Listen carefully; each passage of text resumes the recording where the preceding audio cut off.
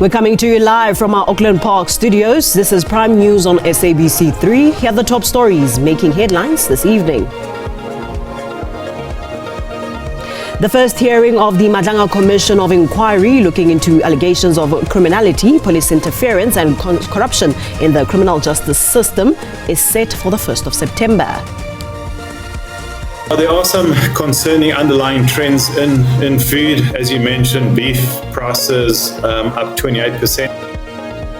South Africa's consumer inflation rises to the highest level in 10 months in July. The court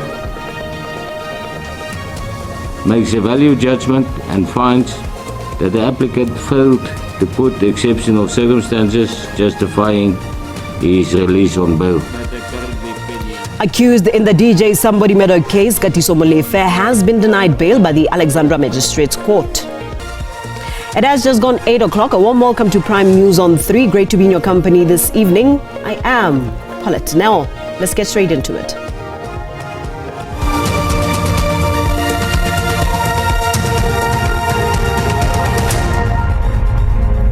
This leads our bulletin tonight. The first hearing of the Madanga Commission of Inquiry will take place on the 1st of September in Pretoria. The Commission of Inquiry was set up to look into allegations of criminality, political interference and corruption in the criminal justice system. In a statement, the Commission confirmed that it has secured a venue free of charge and its offices and place of hearings will be located at the Bridget Mabanda Justice College in Pretoria. The Commission stressed that the offices are not yet ready for submissions at this stage.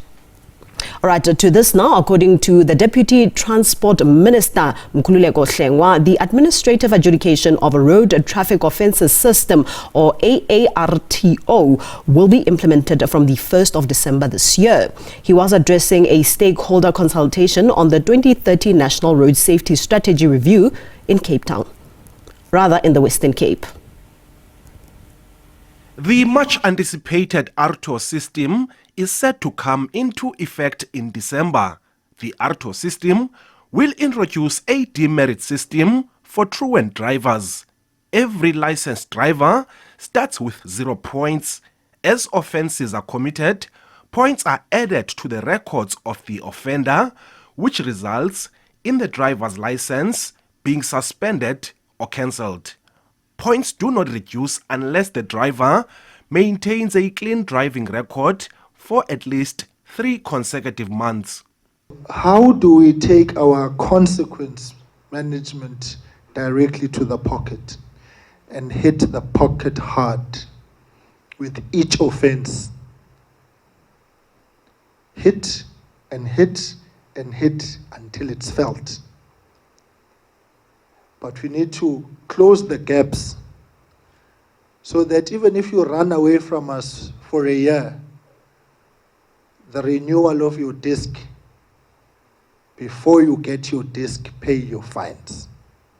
Hlengwa says the department is on a drive to halve road deaths by 2030. Single day, 32 South Africans are losing their lives on the roads. 157 are seriously injured. Many left with lifelong disabilities.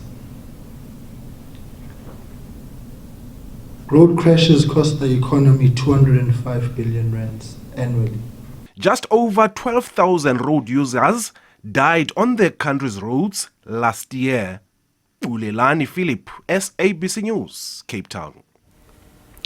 South Africa's consumer inflation rose to the highest level in 10 months in July. Stats SA data shows that the annual consumer price index rose to 3.5% year-on-year in July, up from 3% in June. The main contributors to the spike in inflation rate were food and non-alcoholic beverages and housing and utilities.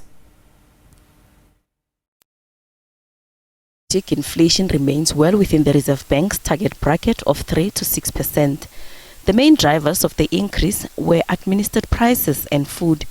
Price increases in the housing and utilities category were driven by price changes in electricity, gas and other fuels, as well as water supply. Food inflation edged higher to 5.5%, up from 4.7% in the previous month. The highest price changes were recorded in vegetables and fruits, meat as a result of the effects of foot and mouth disease as well as processed food. Amongst non-alcoholic beverages, hot beverages continue to record high price changes. There are some concerning underlying trends in food. As you mentioned, beef prices up 28%, so meat as a whole was up about 10%, and vegetables also up in the region of, I think, 13 or 14% if I recall correctly. So yeah, certainly some real sort of short-term alarming increases. Experts believe the rise in consumer inflation will not affect the interest rate outlook. The South African Reserve Bank is now targeting an inflation rate of 3%. Of course, its inflation targeting period is 6 to 12 months out, really even 12 to 18 months, and as a consequence, today's lift should not result in any disturbance to the interest rate outlook. SABC News, Johannesburg. Meanwhile, on the second day of the hearings at the Constitutional Court, some of the banks accused of manipulating the rand began arguing their case at the Apex Court in Johannesburg.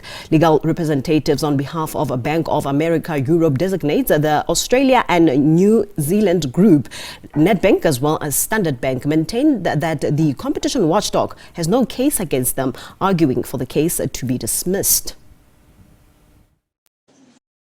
The Competition Commission is appealing to the Constitutional Court to conclude that a number of banks that were excused from being tried by the Competition Appeal Court in the so-called manipulation of the rand case be included as respondents in a future trial. The Competition Commission alleges that a number of banks were involved in a single overarching conspiracy to price fix the rand-dollar pair. And so far, the Commission says it's satisfied with how the case is proceeding, adding that it is at the trial where the total impact to the South African economy will be known. It is difficult to quantify, but the part of the reason we want to prosecute this case is that we want all those details about the amount of damage the manipulations have caused to come out during trial. The legal representatives of Australia and New Zealand financial services company ANZ, which is the fifth respondent in the case, argue that the application should be dismissed as it has no prospect of success.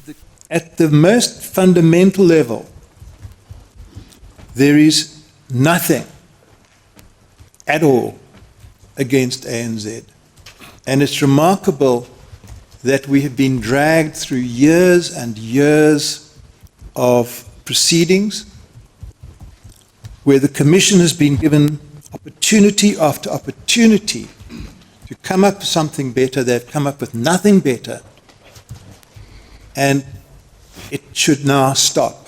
More bank representatives are set to state their case tomorrow. NGO My Vote Counts says it will be writing to President Cyril Ramaphosa to request that he releases the full record of the reasons he considered when he signed into law amendments to the Political Party Funding Act earlier this month. The president has passed the legislation despite a pending judgment in the Western Cape High Court on the matter. The amount political parties have to declare to the IEC's political party funding unit has now doubled. Instead of declaring donations from 100,000 to a limit of 15 million rands, parties can start disclosing from 200,000 to 30 million rands. The president has passed the legislation despite a pending judgment in the Western Cape High Court on the matter, launched by NGO My Vote Counts. We're obviously considering our options at the moment and chatting to our lawyers. But what we will be doing is writing to the president to ask him to release this information. There's PAIA, there's also PAJA, the Administrative Justice Act. So we do have mechanisms through which we can approach this.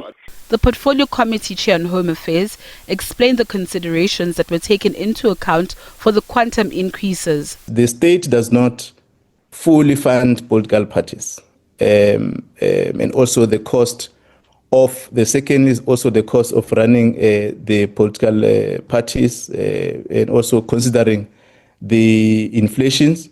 And also we've demonstrated in terms of how we have arrived at this 2 the 200,000 and the 30 million respectively. In June, the IEC hosted a political party funding symposium that was meant to take stock of the challenges and successes of the Act since its implementation. Natasha Piri, SABC News, Johannesburg.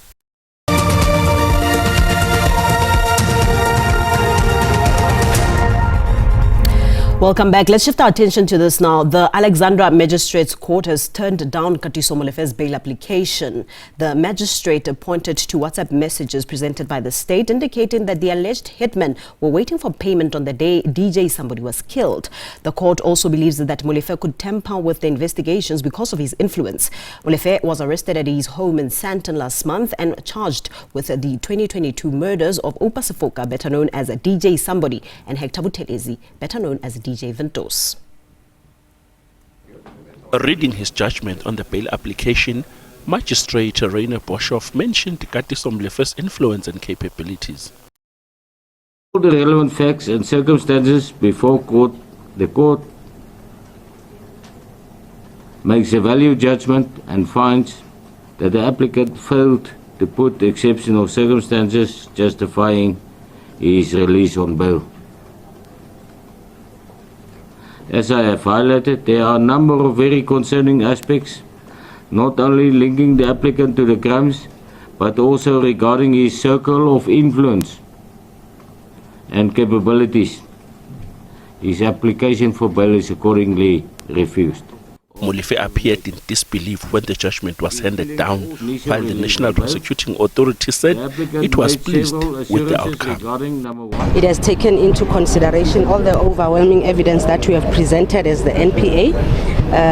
We have cited in court that the accused person is a danger to society and that he knows that if convicted he faces a lengthy imprisonment term, which is an incentive for him to evade his trial, and as well as that the interest of justice does not permit his release on bail, considering that they are of danger to society. Molefe will be back in court on the 18th of next month. Calvin Lutla, SABC News, Alexandra, Johannesburg. The EFF in Limpopo says its march against the appointment of foreign nationals at the Polokwane municipality does not contradict its stance on the need for a borderless Africa. The party led a march against high water and electricity bills, as well as allegations of prioritization of foreign nationals in business and employment opportunities. Marchers, however, refused to hand over their memorandum of demands to a representative of the municipality, demanding that the executive mayor, John Mpe, avails himself. Key among the marchers' concerns is the appointment of a Zimbabwean national as the head of water and sanitation.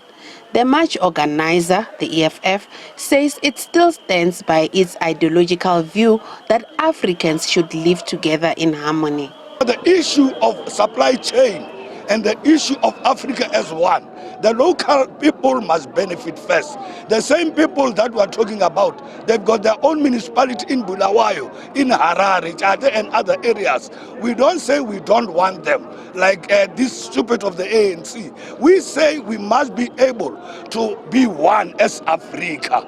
And then from there, when we go to municipalities, we must prioritize the local people and business.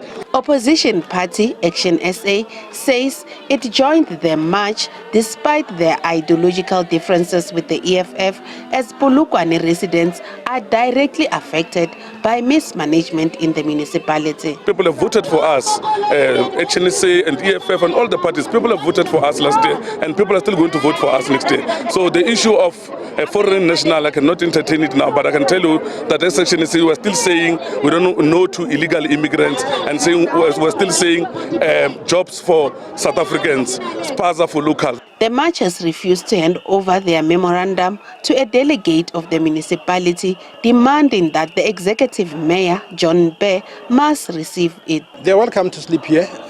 I don't know what's the obsession with the executive mayor. He's pressed in an equally important engagement, and he delegated his MMC, Councillor Joseph Pem. Biman Baloi, SABC News, Polokwane.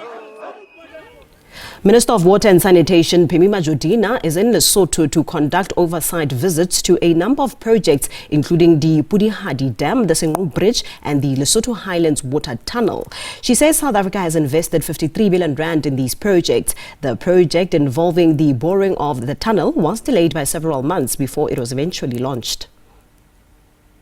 We have invested 53 billion for this project, and this project was delayed, as you know, for 9 years, and the cost since then escalated to 53 billion.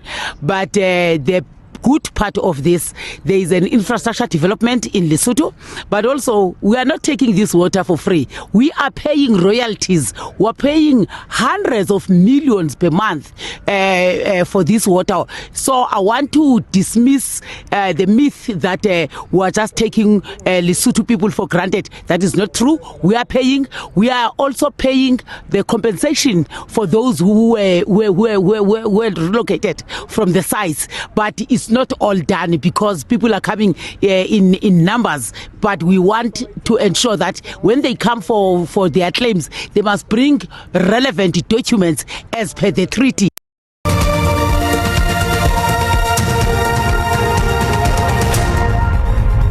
Thank you for staying with us. Let's now take you to KwaZulu-Natal, where for many years the Zulu Reed dance has taken place at the Enyogeni Royal Palace in Nongoma.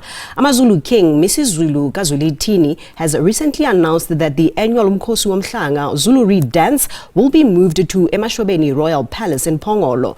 The move has been met with some questions as the provincial government has invested millions in the revamping of Enyogeni Palace, where the event has traditionally been held. Emashobeni was the palace of King Shaka, as you can take it from the praises. Ushaka ngiyamesaba ukuthi ushaka ngoba ushaka kwakuyinkosi yaseMashobeni. So if the palace Emashobeni was the palace of King Shaka, honoring King Shaka and honoring his mother, automatically it is so. Well, with that, it's now time for us to find out what the weather has in store for us. Stay with us.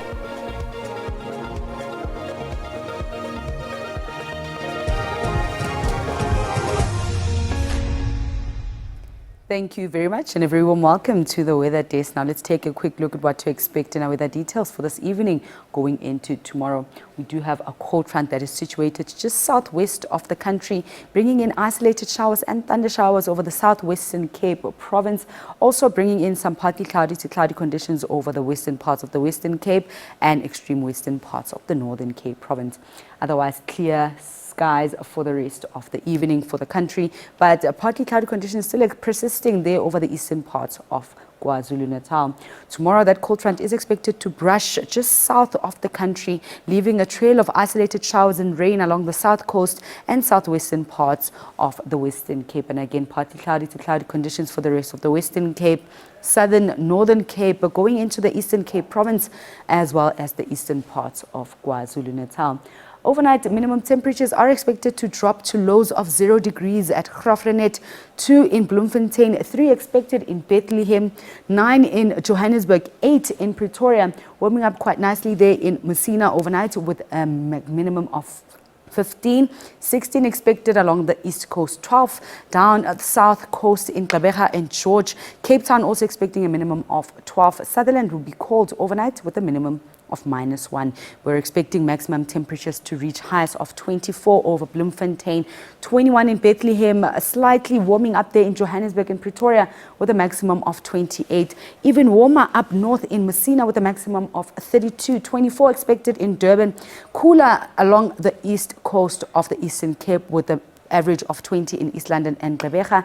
Cape Town will have a maximum of 17. Sutherland 13. Uppington quite warm with a maximum of 25. That's all from the weather desk.